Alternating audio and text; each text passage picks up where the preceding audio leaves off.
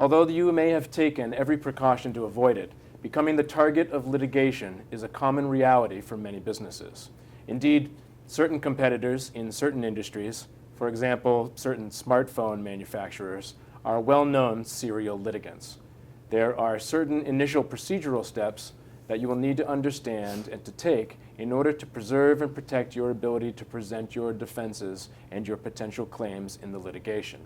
Failure to properly navigate this initial course of the new action brought against your company can irreparably prejudice your ability to defend the action or to prosecute your own claims.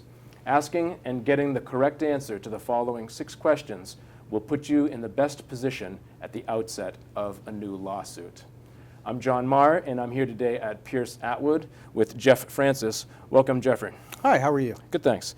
So, Jeffrey, what should you do if your company has been sued? Well, the first and the most important thing is to determine when you need to respond to that complaint. The complaint will come with a summons, and you will have 21 days in most circumstances to respond to that complaint. And how do you calculate your company's deadline to respond to the complaint? Well, again, as I said, it's 21 days to respond, but that's from proper service when your company receives the summons and complaint.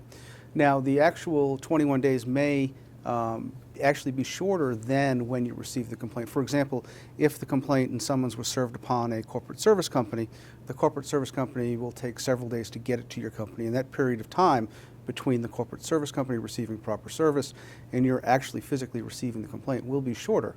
So you do need to look at the summons very carefully, determine when proper service was made, and at that point determine when you need to respond.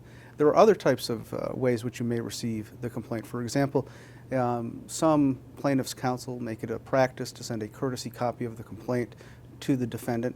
Now that, because it doesn't come with a summons and it doesn't include proper service, which is the actual procedure of having a third party, for a sheriff or a service company, serve your company with a complaint, that doesn't start the clock in that circumstance. Okay.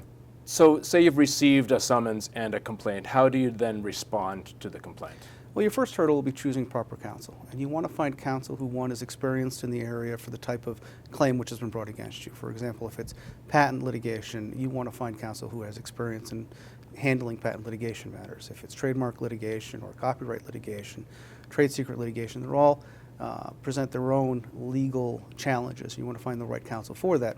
You, aside from the experience of the counsel, you also want to make sure the attorney is admitted to practice in the jurisdiction in which you've been sued, and you want to be comfortable with the fee structure that that attorney can charge. You can find attorneys who are experienced in one area of law whose fees may run a wide gamut of different fees. And finally, you want to make sure that somebody you're personally comfortable with and you're comfortable with their experience in your industry and with your technology. Okay. And then what are your options regarding the complaint? Well, I mean, you have a lot of options when you first receive the complaint. You can try to enter into a settlement discussions right off the bat and see if you can resolve the matter. While doing that, one caveat, one concern that you'll have is that the clock is still ticking on the time in which you have to respond to the complaint. If it is, as we mentioned, some type of intellectual property claim, patent, trademark, copyright, you can try to work out a license for the underlying technology. Also, at that point, if you are not able to reach an amicable resolution after receiving the complaint, you have certain procedural options. One would be to move to dismiss the complaint. You can move to dismiss the complaint because of improper jurisdiction, which means that your company doesn't have enough contacts with the jurisdiction in which the complaint has been brought for you properly to have to defend a suit in that specific court.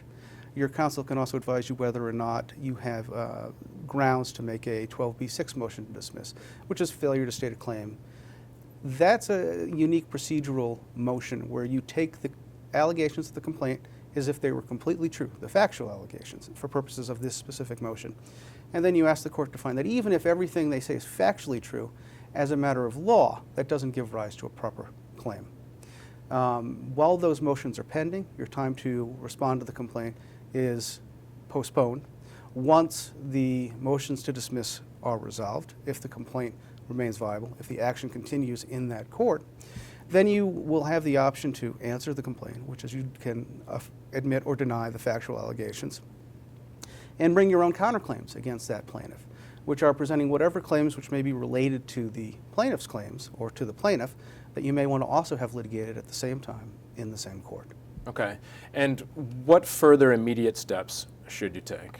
Well, you, again, in working with your litigation counsel, one thing you want to take a look at is to see if you have any insurance coverage for these claims.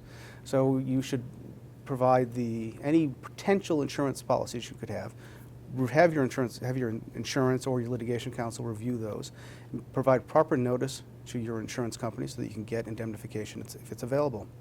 You also want to consider whatever remedial measures you might want to take. For example, if the complaint is focusing on a specific product or a specific service, you could stop manufacturing that product or stop providing that service. You would also want to look at whether or not anyone in your supply chain might be responsible for the component for which the litigation is centered on, and seek indemnification from that provider. Finally, and in some ways most importantly, you want to put a stop to any routine destruction of information in your company, whether it be automatic email destruction. You want to make sure that any potential evidence is preserved heading into the litigation, because you don't want to be faced with a spoliation claim, a claim that you've destroyed evidence because you failed to preserve it once you were aware of or in anticipation of the litigation. Okay. And after you've responded to a complaint, then what comes next? Well, after you've responded to the complaint and assuming that the matter remains viable, your motion to dismiss has been denied, you are going to litigate in this forum this matter. At that point, the matter will proceed into discovery, and whether it be a certain initial discovery information where you'll provide relevant documents and the identity of certain witnesses. And after that, after you get through discovery, there'll be motion practice, usually what's called a summary judgment motion. And after a summary judgment motion, if the matter isn't resolved at the dispositive motion stage, you move into trial, and then probably post-trial practice, whether that be an appeal or not. At some point in that proceeding, there'll also be opportunities for mediation and other types of more formal settlement conferences. But a lot of my colleagues will also be doing videos. We'll talk more on a lot of these topics. Okay, great. All right, well, Jeffrey, thanks very much for speaking with me today. Thank you. And for more information about Jeffrey or the law office of Pierce Atwood, visit pierceatwood.com. I'm John Marr. Thanks for watching.